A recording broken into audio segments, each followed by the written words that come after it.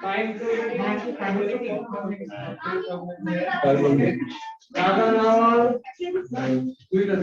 Kasim made that. Customer and Maisha. 37.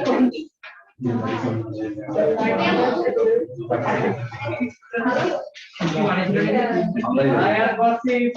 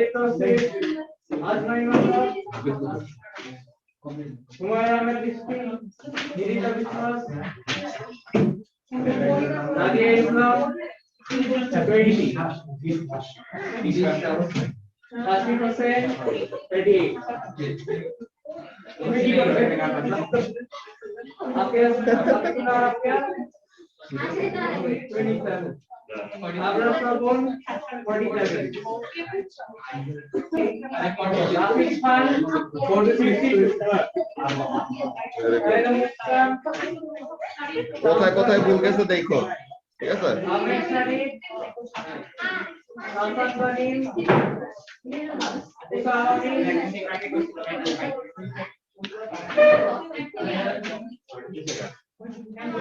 শেষ।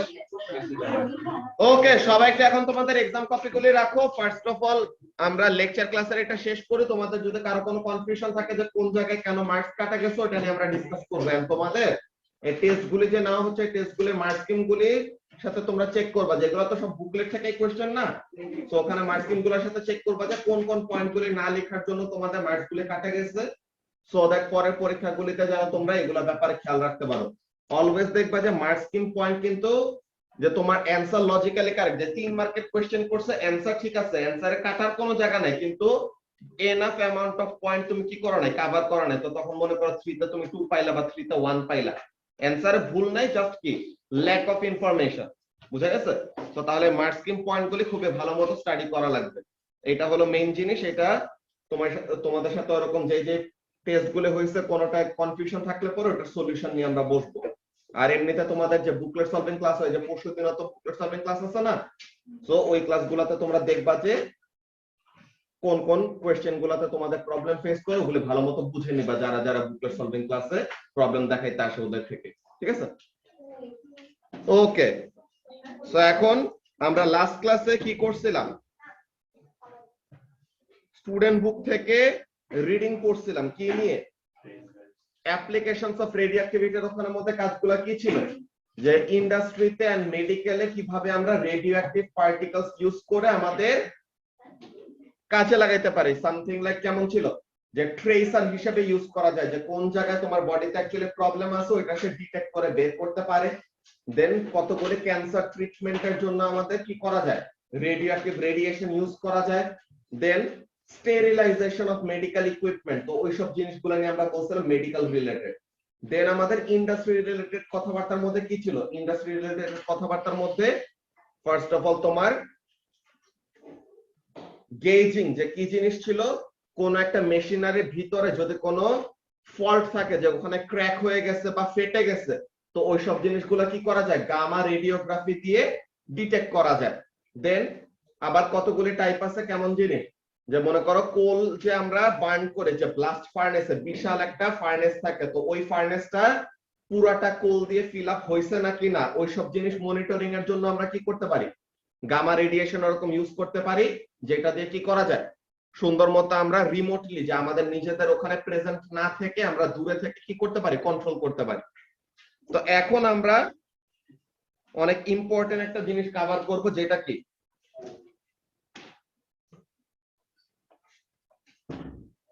Radio active dating, ঠিক আছে।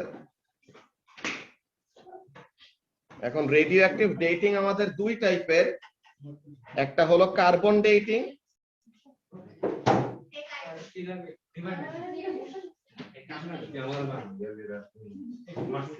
ওকে।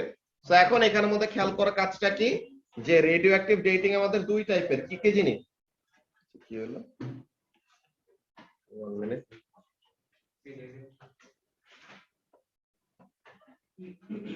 পেনে কয় পার্সেন্ট চার্জ আছে, আচ্ছা পেনের চার্জ অনেক কম আছে। তো ফার্স্ট অফ অল আমরা একটা কাজ করি, আমি একটু স্টুডেন্ট বুকটা খুলে ফার্স্ট ওখান থেকে পড়তে থাকি, পেন 1 মিনিট চার্জ হয়ে নেয়, দেন দেখতেছি।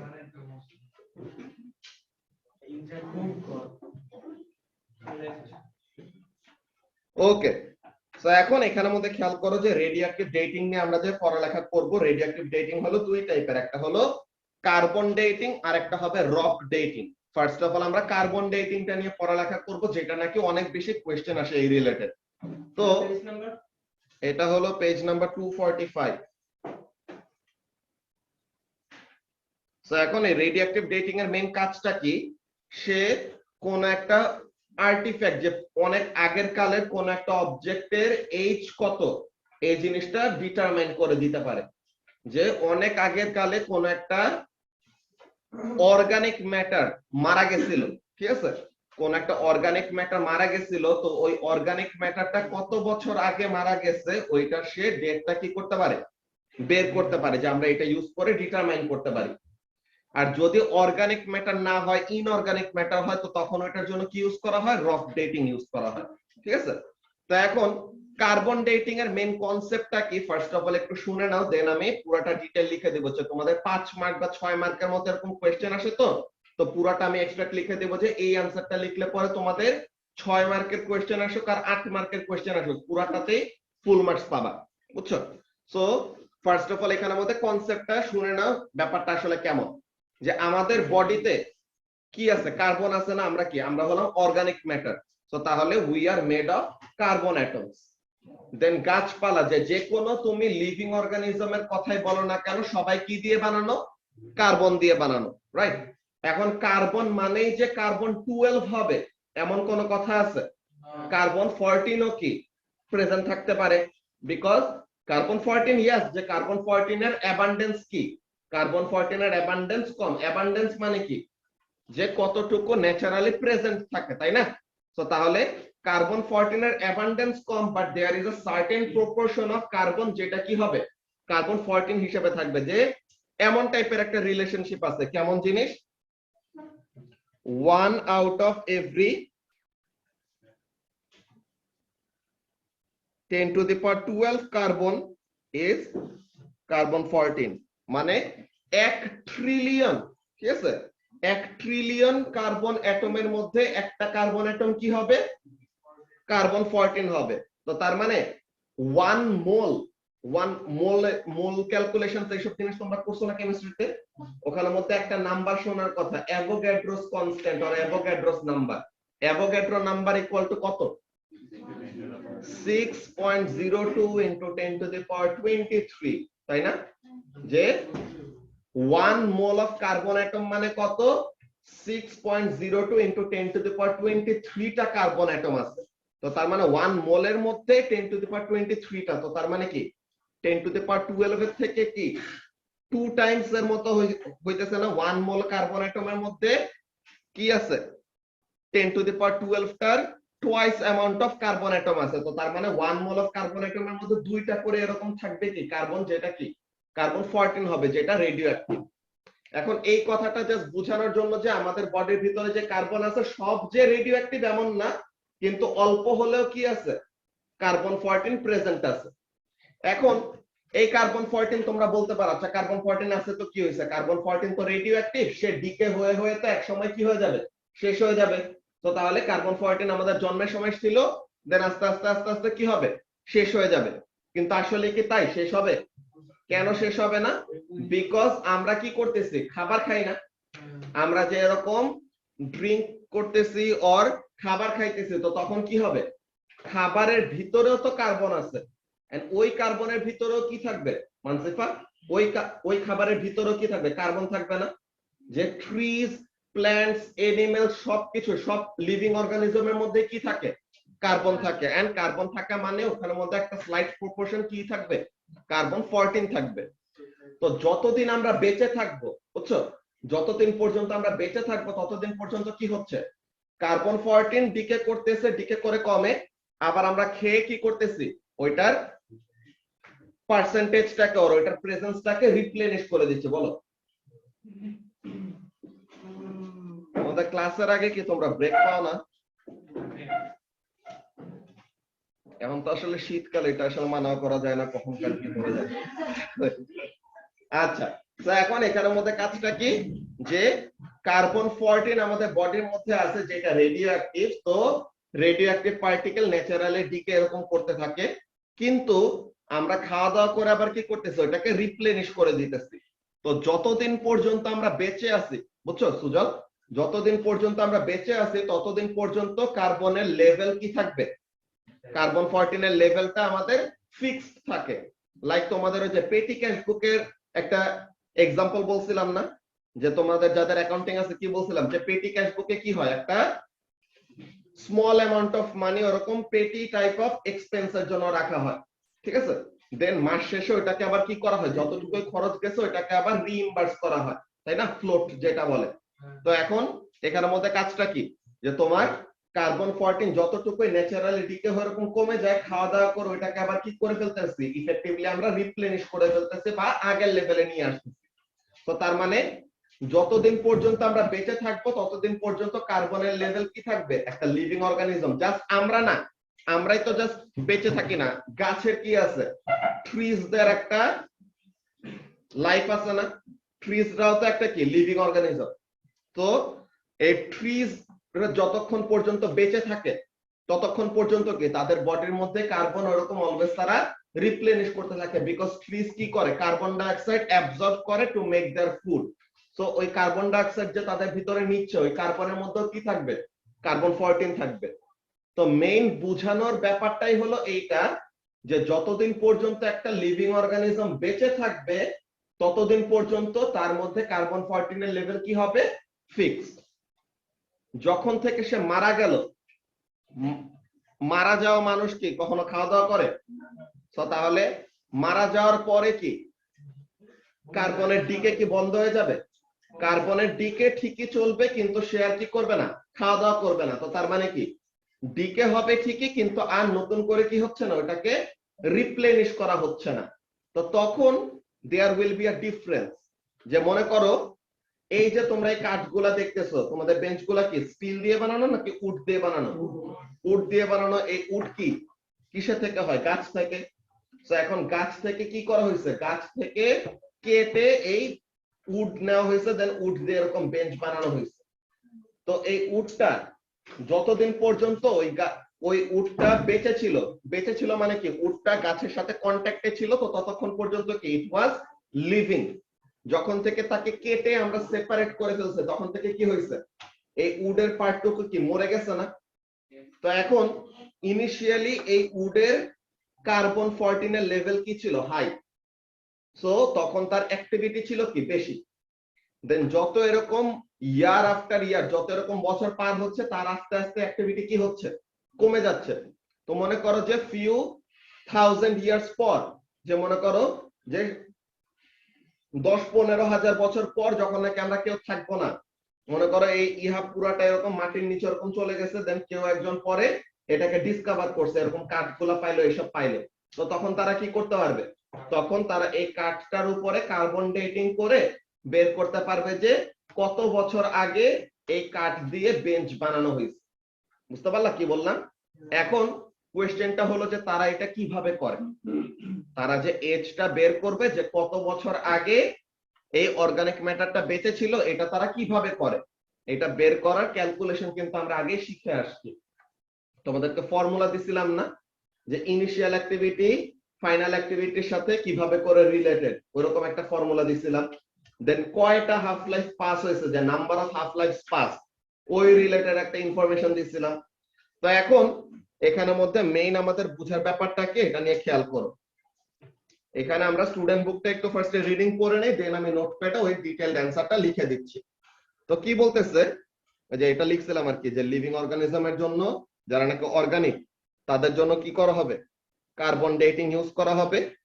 আর নন লিভিং ওদের জন্য কি করা হবে, রক ডেটিং। ওটা আমরা পরে শিখবো নেক্সট ক্লাসে। আজকে ফার্স্টে আমরা কার্বন ডেটিংটা নিয়ে ফোকাস করব। তো কি বলতেছে, radio active dating related, a variety of different methods involving radioisotopes are used to date minerals and organic matter. Mineral গুলো হলো নন organic or non living material. তো কি বলতেছে, the most widely used method is radiocarbon dating, যেটা নিয়ে আমরা আজকে discuss করতেছি। This is used to find the age of organic matter, for example from trees and animals. যেরকম গাছ থেকে তুমি কি করছো, কাঠ নিয়ে নৌকা বানাইছো বা শিপ বানাইছো, দেন আমাদের বেঞ্চের এক্সাম্পল বললাম, দেন কোন ফার্নিচার বানাইতে পারি আমরা উড দিয়ে। তো ওইসব জিনিস কি করে, কোন একটা হিউম্যান সিভিলাইজেশন কত হাজার বছর আগে বেঁচে ছিল ওইসব রিলেটেড একটা ইনফরমেশন দেয়। তো কি বলতেছে, that was once living. We shall also look at techniques that are used to find the age of inorganic materials such as rocks and minerals. যে ডাইনোসররা ওইসব গুলা জিনিস কত হাজার বছর আগে আর কত মিলিয়ন ইয়ার্স আগে বেঁচে ছিল, ওইসব গুলা কি করা হয়েছে, রক ডেটিং করে বের করা হয়েছে। তো প্রত্যেকটা জিনিস নিয়ে আমরা বলবো। তোমাদের মনে আছে যে আমরা ব্যাকগ্রাউন্ড রেডিয়েশন নামের একটা জিনিস নিয়ে পড়ালেখা করছিলাম। ব্যাকগ্রাউন্ড রেডিয়েশন জিনিসটা কি ছিল, যে আমাদের চারপাশে ন্যাচারালি কি থাকে, একটা certain level of radiation exist করে। এখন ওই জিনিসটা কিভাবে, অনেকগুলা সোর্সের মধ্যে একটা সোর্স আমরা কি বলছিলাম, কসমিক রেডিয়েশন, তাই না? কসমিক রেডিয়েশনের ব্যাপারটা কি ছিল, কসমিক রেডিয়েশনকে বলছিলাম যে ওটা কি নিউট্রনের একটা বৃষ্টি পড়ে, ঠিক আছে? নিউট্রন ওরকম রেইন ডাউন করে আমাদের অ্যাটমসফিয়ারে। তো নিউট্রন এরকম রেইন ডাউন করলে আমাদের অ্যাটমসফিয়ারে সবচেয়ে অ্যাবান্ডেন্ট গ্যাস কোনটা, তাসফিক? নাইট্রোজেন। তো তাহলে ওই নিউট্রন গুলি এসে হাইয়েস্ট পসিবিলিটি কার সাথে কোলাইড করার, নাইট্রোজেনের সাথে। তো নাইট্রোজেনের নিউক্লিয়াস থেকে যদি সে একটা নিউট্রন একটা প্রোটনকে বের করে দেয়, তো তখন কি হয়, কসমিক রেডিয়েশন নাইট্রোজেনকে কনভার্ট করে ফেলে কার্বন 14 এ। তো এই কথাটা এখানের মধ্যে বলতেছে কি জিনিস, radiocarbon dating measures the level of an isotope called carbon 14। যে কার্বন 14 কতটুকু প্রেজেন্ট আছে ওইটার একটা ক্যালকুলেশন করে। বলো, আমরা যে গ্লুকোজ করি, মানে ব্রেকডাউন করে শরীরে, তখন কয়টা গ্লুকোজের কার্বন কি হতে পারে, 14? ওইটা হইতে পারে, ওই তো অরিজিনালি যখন নাকি কার্বন থাকবে ওখান থেকে কার্বন হবে, ঠিক আছে? ওখান থেকে কার্বন 14 থাকলে কার্বন 14, কার্বন 12 থাকলে কার্বন 12, কেমিক্যালি তাদের তো relationship same. So let's say like একটা দুটো জায়গা কম্পেয়ার করতেছি, একটা হলো যে এক্স লেভেল আর একটা হলো উঁচু। উঁচু জায়গাটা হলো কসমিক রেডিয়েশনে বেশি প্রোন, যেটা ধরতেছি ওই জায়গা কি কার্বন 14 এর প্রেজেন্স বেশি থাকবে, থাকতে পারে। আর সেক্ষেত্রে এটা কার্বন ডেটিং এ ইস্যু ক্রিয়েট করতে পারে। ওইটা এত বড় কোনো ডিফারেন্স না, আর এটা যে একদম পিন পয়েন্ট আমাদের এক্স্যাক্টলি ওরকম ডেট বলে দেয় এমন না। এটা আমাদের অনেক প্লাস মাইনাস একটা আনসার্টেইনটি থাকে। সো ওই রেঞ্জের মধ্যে ওই রকম স্মল ফ্লাকচুয়েশন যায় আসে না। আচ্ছা, সো এখন বলতেছে যে কার্বন 14টা কি হয়, অ্যাটমসফিয়ারেই ক্রিয়েট হয়। কিভাবে ক্রিয়েট হয় ওই নিয়ে আমরা ফার্স্টে দেখি, যে this is made in the atmosphere.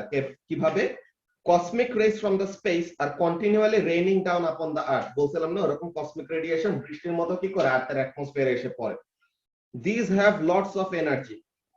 When they hit atoms of gas in the upper layers of the atmosphere, the nuclei of the atoms break apart. তো এরকম কসমিক রেডিয়েশন এসে যখন নাকি অ্যাটমসফিয়ারিক গ্যাসগুলোর সাথে কোলাইড করে, তো তখন কি করে, তাদের নিউক্লিয়াস গুলাকে ওরকম হিট করে তাদের থেকে চেঞ্জেস আনে, যে ট্রান্সফরমেশন হয়। তো কি বলতেছে দেখো, the parts fly off at high speed. If they hit another atom, they can cause nuclear transformation or changes to take place. One of this transformation is what? These transformations turn the elements in the air into different isotopes. Like কি হয়, one such collision involves a fast moving neutron striking an atom of nitrogen. তো তাহলে এই নাইট্রোজেনের এখানে এসে একটা neutron hit করলো, সো কি হচ্ছে, এটাকে কার্বন 14 এ কনভার্ট করে দিচ্ছে। আর কার্বন নাইট্রোজেনের নিউক্লিয়াস একটা প্রোটন ছিল, ওই প্রোটনটাকে কি করে দিচ্ছে, বের করে দিচ্ছে। এমন টাইপের ব্যাপার, একদম বেটা রেডিয়েশনের উল্টা কাজ। মনে আছে একটা বেটা মাইনাস ডি কে কিভাবে হইতো, একটা নিউট্রন কি করত, একটা নিউট্রন ডিকে করে একটা প্রোটন আর একটা ইলেকট্রন প্রডিউস করত। প্রোটনটা নিউক্লিয়াসে থেকে যাইতো আর ইলেকট্রনটাকে কি করা হইতো, বের করে দেওয়া হইতো। এখানে কি হইতেছে উল্টা জিনিসটা, কি জিনিস, প্রোটনকে বের করে দিচ্ছে আর আসছে কে, নিউট্রন আসছে। তো তাহলে কার্বন 14 ডিকে আমরা যেটা পড়ছিলাম বেটা ডিকে, ওইটার একদম উল্টা রিঅ্যাকশন এখানের মধ্যে। কি বলতেছে এখানের মধ্যে খেয়াল করো, notice that as the other nuclear equations we have seen, the top numbers which show the number of nucleons মানে mass number add up to the same total on each side of the equation. This is because mass number is conserved. The bottom numbers which show the amount of charge on the particles are also conserved. তো তার মানে ওই যে যেটা আমরা nuclear equation গুলোর মধ্যে পড়ে আসছি, যে এই অ্যারোটা লেফট হ্যান্ড সাইডে কি আছে 14 আর 1, তো তার মানে টোটাল কত 15। তো তার মানে রাইট হ্যান্ড সাইডেও কি হইতে হবে, সমান সমান হইতে হবে না ইকুয়েশনটা ব্যালেন্স হওয়ার জন্য। তো এখানে কি এই 14 এন্ড এই 1, সো দোনো পাশে কত আছে 15 15 আছে। এইখানে 7, এখানে 0, সো তাহলে এখানে লেফট হ্যান্ড সাইডে টোটাল কত 7 প্লাস 0 7, রাইট হ্যান্ড সাইডে এখানে কি 6 আর 1, তো তার মানে এই দুটার প্লাস করলে কত হবে 7 হবে। সো তার মানে মাস নাম্বার এন্ড অ্যাটমিক নাম্বার কি থাকতে হবে, ইকুয়েশনের লেফট হ্যান্ড সাইডে আর রাইট হ্যান্ড সাইডে ব্যালেন্স থাকতে হবে, ইকুয়াল থাকা লাগবে এই জিনিসটা। তো এখন কি বলতেছে,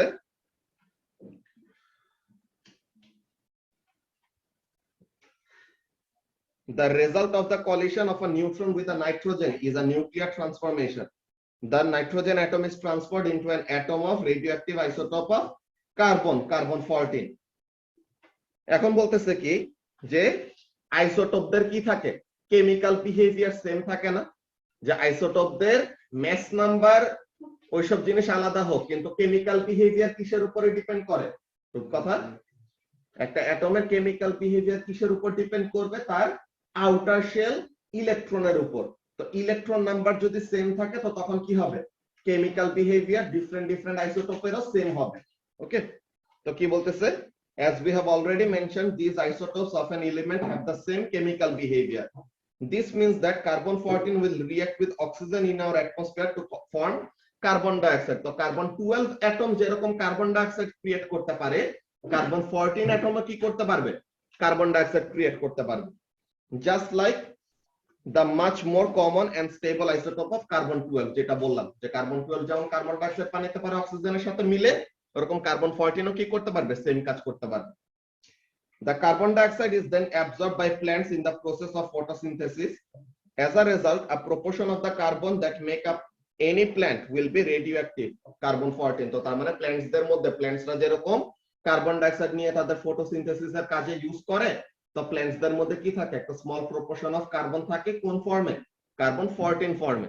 তো এই কার্বন 14 এর ওইসব তারা যদি ইউজ আপ করেও ফেলে, আবার নতুন করে কার্বন ডাইঅক্সাইড নিতে সময় কি হবে, আবার কার্বন ডাই কি বলে কার্বন 14 এর লেভেলটা ব্যালেন্স হয়ে যাবে, আগের মতো হয়ে যাবে। Included in plant material, the radioactive isotope carbon 14 enters the food chain, যে আমরা তো গাছপালা থেকেই খাবারগুলা পাই, তাই না, তো ওখানে থেকে আমাদের হিউম্যান বডির মধ্যেও চলে আসে, which means that animals and humans will also have a proportion of carbon 14 in their body. This carbon 14 will decay, যে ডিকে করে করে আস্তে আস্তে কমবে, কিন্তু আমরা কি করতে থাকি, আমরা তো খাওয়া দাওয়া ছাড়া কিছু বুঝি না, ঠিক আছে, তো তখন আমরা কি করি, আবার খাইলে পরে আমাদের মধ্যে কি হয়ে যায়, ওগুলা রিপ্লেস হয়ে আগের পজিশনে চলে আসে। In living plants and animals, they are continuously replaced by new ones. Decay করে শেষ হয়ে যায়, আবার নতুন করে কার্বন 14 কি করি, ইনটেক করি। কিন্তু when an organism, যে লিভিং অর্গানিজম যখন নাকি মারা যাবে, তখন এই রিপ্লেসমেন্ট প্রসেসটা কি হয়ে যাবে, বন্ধ হয়ে যাবে না সুজাত, যখন নাকি একটা লিভিং অর্গানিজম মারা গেল, তো তখনই কি হইতেছে, লিভিং অর্গানিজমের ওই রিপ্লেসমেন্ট প্রসেসটা বন্ধ হয়ে গেল, কি হইতেছে, the replacement process stops. As time passes, the radioactive carbon decays and the proportion of radioactive carbon in the remains of the plants and animals compared with the stable isotope decreases. তো তার মানে carbon 14 এর level দিনে দিনে কি হতে থাকবে, একটা লিভিং অর্গানিজম মারা যাওয়ার পর কমতে থাকবে। তো এখন এই জিনিসটাই আমরা কি করতে পারবো, ইউজ করতে পারবো বের করার জন্য, যে কত বছর আগে কোন একটা লিভিং অর্গানিজম মারা গেছে।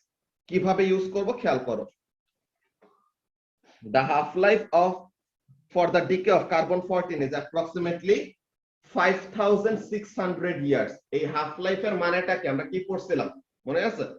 হাফ লাইফ কি ছিল? The time taken for the initial activity to decrease by half, তাই না? যে ইনিশিয়াল যে অ্যাক্টিভিটি ছিল ওটা অর্ধেক হইতে কতটুকু সময় লাগে ওটাকে আমরা কি বলছিলাম? হাফ লাইফ বলছিলাম, তাই না? তো তাহলে কি বলতেছে? কার্বন 14 এর হাফ লাইফ হলো 5600 ইয়ার্স। এটার মানেটা কি? 5600 ইয়ার পর পর কার্বন 14 এর লেভেল কি হবে?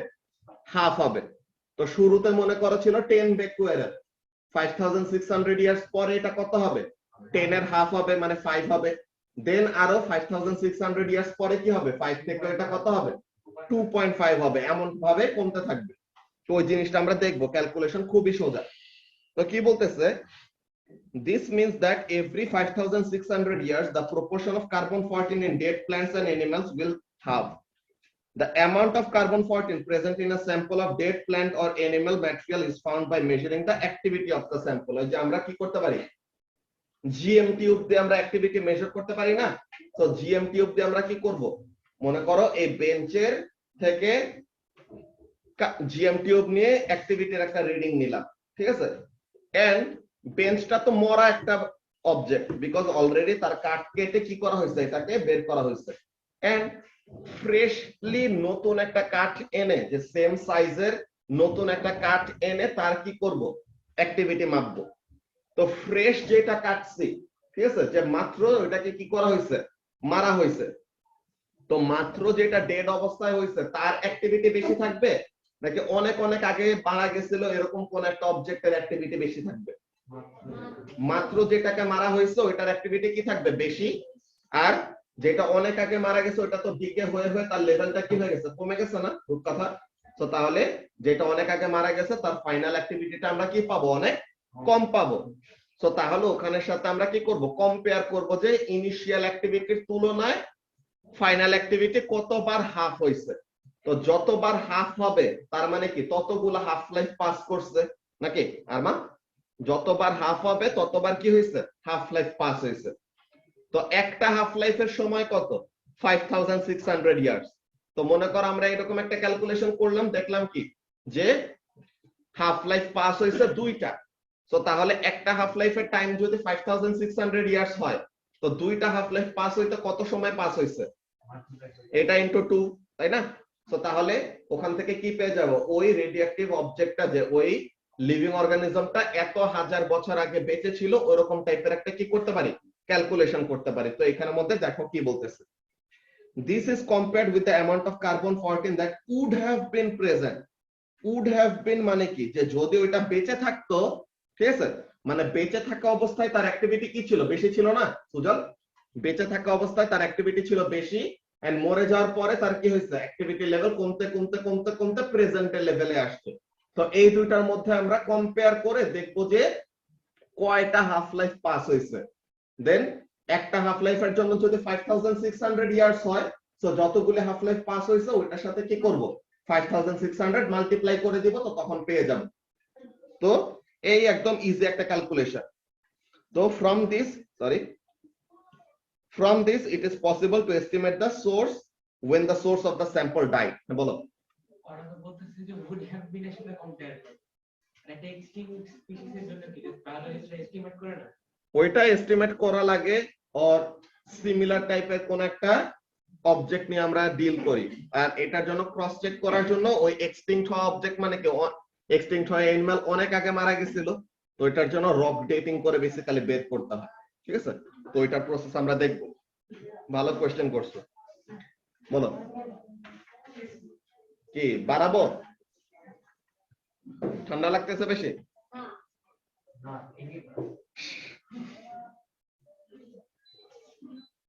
আচ্ছা, তো এখন এখানের জন্য দেখো একটা ওয়ার্ক এক্সাম্পল। এই ওয়ার্ক এক্সাম্পল খুবই খুবই সোজা।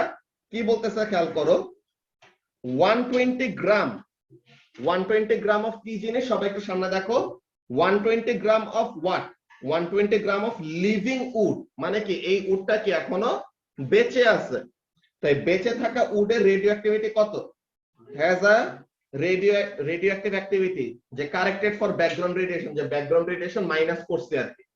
তো লিভিং উডের অ্যাক্টিভিটি আছে কত 24 বেকুয়ারেল। তো তার মানে ইনিশিয়াল অ্যাক্টিভিটি কত হবে মানসিফা? ইনিশিয়াল অ্যাক্টিভিটি হবে 24 বেকুয়ারেল। এখন সিমিলার একটা স্যাম্পল অনেক হাজার বছর আগে মারা গেছে, তার যে অ্যাক্টিভিটিটা পাবো এটা কি হবে 24 এর চেয়ে কম আসবে না? তো এই কথাটা বলতেছে দেখো, 120 gram sample of wood from a historical site, মানে কি কোন একটা আর্কিওলজিক্যাল সাইট থেকে আমরা কি পাইছি আর একটা উডের স্যাম্পল পাইছি to have an activity of 6 বেকুয়ারেল। তো তার মানে অনেক আগের কালের ওই অবজেক্টটার অ্যাক্টিভিটি পাইছে 6 বেকুয়ারেল, কিন্তু সে যখন বেঁচে ছিল আমরা এটা এস্টিমেট করে নিব বা আমরা এটা অ্যাজিউম করে নিব যে সে যখন নাকি বেঁচে ছিল তার অ্যাক্টিভিটি ছিল কত 24। তো তাহলে এখানের মধ্যে আর মান কি বলতো, শুরুতে ছিল 24 এখন হইছে 6। তো তার মানে 24টা কয়বার হাফ হইছে? একবার যদি হাফ করো তখন কত হয় 12 হবে, আরেকবার যদি হাফ করো তো তখন কত হবে 6। তো তার মানে ইনিশিয়াল অ্যাক্টিভিটির সাথে আমাদের কয়বার হাফ মাল্টিপ্লাই করা লাগলো রাইসা? 2 বার। তো তার মানে তার কয়বার হাফ লাইফ সমান টাইম পাস হইছে? 2 বার। তো একটা হাফ লাইফের সময় কত 5600 ইয়ার্স। তো তার মানে দুইটা হাফ লাইফ পাস হলে কত টাইম পাস হবে ইনটু 2। তো তার মানে এটা কত হবে 11200 ইয়ার্স, তাই না? সো এই জিনিসটা এখানে আমাদের শো করছে। এই ক্যালকুলেশন কি কোনো কঠিন ক্যালকুলেশন? তো এইগুলা বলো 24টাতে এখন কালে বেঁচে আছে এরকম একটা উডের অ্যাক্টিভিটি নিছে, যে কারেন্টলি বেঁচে আছে এমন উডের অ্যাক্টিভিটি নিছে 24, আর আগের কালের ওই স্যাম্পলের অ্যাক্টিভিটি তো এটা বের করছে 6। সো তখন ওই দুটার সাথে কম্পেয়ার করছে, বুঝছো? ওই স্যাম্পলটা যখন বেঁচে ছিল তখন তো আমরা জানতাম না, ওই স্যাম্পলের সিমিলার টাইপের একটা উড আমরা অ্যাজিউম করে যে তার কি করে অ্যাক্টিভিটি বের করি, বুঝছো? যে মনে করো অনেক আগের এরকম একটা ফার্নিচার পাইছে যেটা কি সেগুন কাঠ দিয়ে বানানো ছিল, তো এরকম আমরা প্রেজেন্ট ডে কালের সেগুন কাঠ নিয়ে ওইটার অ্যাক্টিভিটি নিব, দেন ওই দুটার মধ্যে কম্পেয়ার করব যে সে যখন নাকি বেঁচে ছিল তার অ্যাক্টিভিটি ছিল 24, এখন তার অ্যাক্টিভিটি কমে কমে হয়ে গেছে কত 6। তো তার মানে কয়টা হাফ লাইফ সমান টাইম পাস হয়েছে ওইটা আমরা বের করতেছি, বুঝা গেছে? তো এটা ছিল ব্যাপার। এখন এখানের মধ্যে একটা লিমিটেশন আছে। লিমিটেশনটা কি, যে আমরা যে কার্বন 14টা করি এটা তো একটা বড় একটা অ্যাসাম্পশনের উপরে কাজ করে যে ইনিশিয়াল অ্যাক্টিভিটিটা প্রেজেন্ট ডে কালের অ্যাক্টিভিটির সাথে মিলবে এমন টাইপের ব্যাপার। তো তাহলে এই এস্টিমেশনটা আমাদের ভুলও হইতে পারে, একদম যে ঠিক এমন না, বাট আমাদের এটাই হলো বেস্ট কেস সিনারিও। এর থেকে বেটার মেথড আসলে আমাদের কাছে কারেন্টলি অ্যাভেলেবল নাই। নতুন যদি এরকম অ্যাডভান্সমেন্ট আসে তো তাহলে আর একটু কারেক্টেড ভার্সন আমরা পাইতে পারি। তো কি বলতেছে, there are limitations to the method of carbon 14 কি বলে radiocarbon dating. It assumes that the level of cosmic radiation, যে আগে যত cosmic radiation এর লেভেল ছিল এখনো লেভেলটা কি আছে কনস্ট্যান্ট আছে, যেটা কি very very unlikely, which is not necessarily accurate. Fortunately, the technique has been adjusted to take the variations of cosmic ray into account. This is done by testing samples of a known age like material from mummies preserved in corpse of Egyptian pharaohs and from very ancient living trees. যে আমাদের যাদের age আমরা ভালোভাবে জানি যে একদম পুরো লেখা আছে আগে থেকে, তো তাদের সাথে কি করা হয়েছে এরকম কম্পেয়ার করে করে আমরা তাও একটু অ্যাডজাস্ট করে নিয়েছি। তোমরা জাস্ট এই অ্যাজাম্পশনের ভার্সনটা পড়বা, বড় হওয়ার পরে আরো কারেক্টেড ভার্সনগুলো নিয়ে ডিল করব। যে তোমাদের মনে হইতে পারে না এরকম যে শুরুতে ছিল 24, এক্স্যাক্টলি হাফ হাফ মাল্টিপ্লাই করেই কেন মিলবে, এমন হইতে পারতো না যদি 10 হইতো, যে ফাইনাল অ্যাক্টিভিটি কত আছে 10 আছে, ইনিশিয়ালি ছিল কত 24, ফাইনালি হইছে কত 10, মানে কি 24 একবার হাফ হইছে হইলো কত 12, 12 থেকে আরেকটু কমে হইছে কত 10, পুরোপুরি এখনো 6 হয় না, যে পুরোপুরি আরেকবার হাফ হয় না। সো এইগুলার অ্যাক্টিভিটি বের করব কিভাবে বা এইগুলার টাইম কিভাবে বের করব, এইগুলা তোমরা এ লেভেলসে শিখবা, যেটা কি করা হয় ইন্টিগ্রেশন দিয়ে বের করা হয়। বুঝছো? সো ওই ফর্মুলা এখন তোমাদের নাই, ওটা আমরা এ লেভেলসে পড়ব। সো ফর নাও তোমরা এটা এনশিওর থাকো যে অলওয়েজ এরকম হোল নাম্বারে তোমাদের ভ্যালুগুলো দেওয়া থাকবে, যে হাফ হাফ মাল্টিপ্লাই করে কি হয়ে যাবে, ফাইনাল অ্যাক্টিভিটি আর ইনিশিয়াল অ্যাক্টিভিটি মিলে যাবে। বুঝতে পারছো? তো এখন কি বলতেছে, রেডিওঅ্যাক্টিভ কার্বন ডেটিং আরেকটা জায়গায় ইউজ করা যায় না। কখন? অ্যাক্টিভিটি কমতে কমতে কমতে কমতে কি হবে, অনেক বেশি ডিক্রিজ হয়ে যখন নাকি ব্যাকগ্রাউন্ড রেডিয়েশনের সাথে মিলে যাবে, তো তখন কি করা যাবে না, ব্যাকগ্রাউন্ড রেডিয়েশনের সাথে ওইটাকে ডিফারেন্সিয়েট করা যাবে না, যে আলাদা করা যাবে না, যে এই অর্গানিজমের জন্য অ্যাক্টিভিটি কত আসতেছে আর ব্যাকগ্রাউন্ডের জন্য কত আসতেছে, এমন টাইপের ব্যাপার। তো এই জিনিসটা কখন হয়, 50,000 to 60,000 ইয়ার্স, মানে কি অলমোস্ট 10টা হাফ লাইফ, যে অ্যারাউন্ড 10 হাফ লাইফ যদি পাস হয়ে যায়, তো তার মানে কয়বার হাফ হয়েছে, 10 বার হাফ হয়েছে। তো তুমি কোন একটা অ্যাক্টিভিটিকে 10 বার হাফ করতেছো, 10 বার হাফ করা আর 1/2 to the power 10, 2 to the পাওয়ার 10 কত হয়, 1024 না? এগুলো তো যারা নাকি ওরকম র্যাম গ্রাফিক্স কার্ড এসব নিয়ে বা স্পেস নিয়ে কথা বলো, তাদের তো এটা জানার কথা, যে এখানের মধ্যে আমাদের কি ওগুলা কিন্তু সব আমাদের 2 টু দি পাওয়ার দিয়ে কাজ করে, যে 2 4 8 16 ওভাবে করে আমাদের কি করতে থাকবে, 32 64 128, দেন 128 এর ইয়ে কত, 256 256 512 512 এর পরে কত, 1024, যে আমরা যে 1 গিগাবাইট বলি, 1 গিগাবাইট আসলে কি 1000 বাইট, 1024 বাইট ওরকম। আচ্ছা, সো তাহলে আমাদের এই রেডিওঅ্যাক্টিভ কার্বন ডেটিং এটার প্রসেসটা নিয়ে কারো কোনো কনফিউশন আছে, কিভাবে করা হচ্ছে? ওকে, সো কারো যদি কোনো কোয়েশ্চেন না থাকে, তো তাহলে আমি ওই ডিটেইলড অ্যানসারটা লিখে দেই।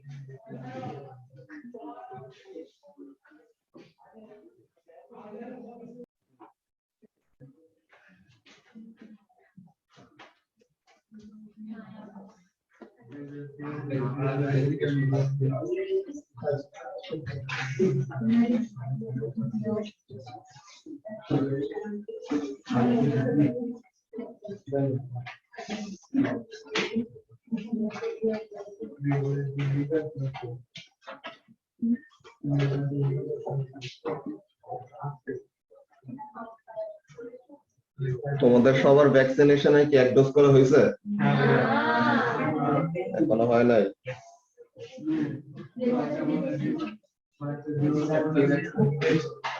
ভ্যাকসিনেশন তো এটা তাড়াতাড়ি করে ফেলতে হবে, নাহলে পরে তো সামনে আবার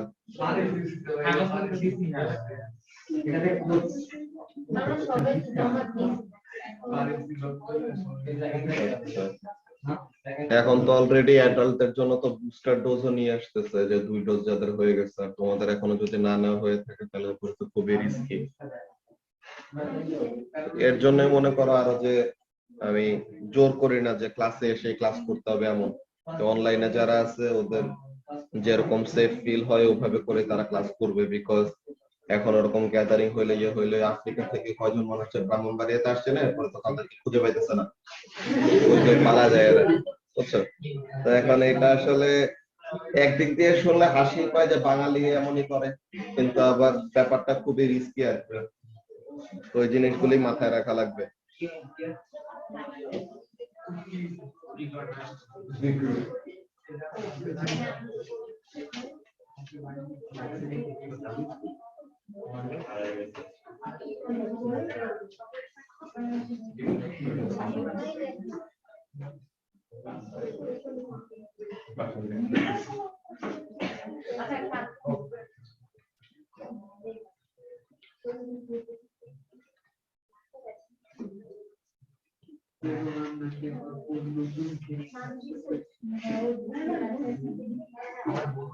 আমি কিন্তু বলতে পারছি, কারণ আমাদের একজন আত্মীয় আছে সাউথ আফ্রিকা, ওই তো সে আছে, সে তো ওখানে থাকবে, বা যে ওই তো এখন আসলে পরে তো এই ব্যাপারটা তার নিজের কোয়ারেন্টিনে থাকে, এটা থাকে এখন ওইটাই। কোনটা বুঝে নাই?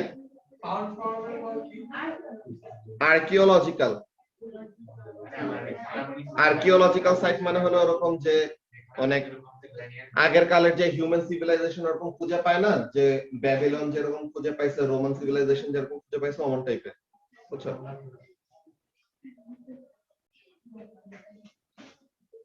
ওকে, তো এখন এই দুটো কম্পেয়ার করলো।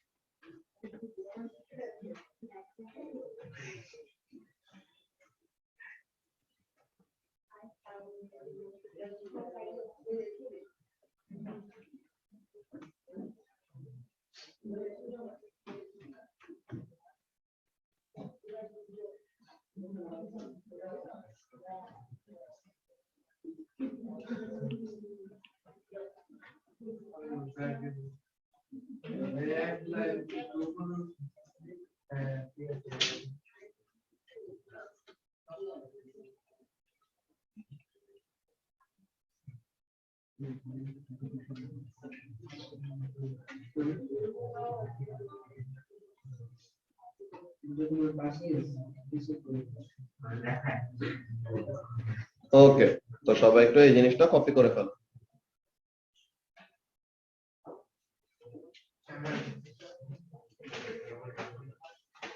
ইমতিয়াজ কপি করতেছ?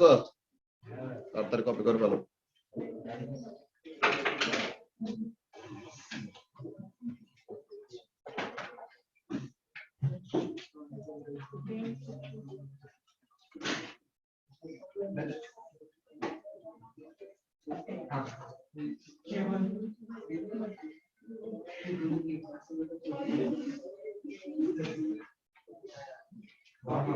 Very good.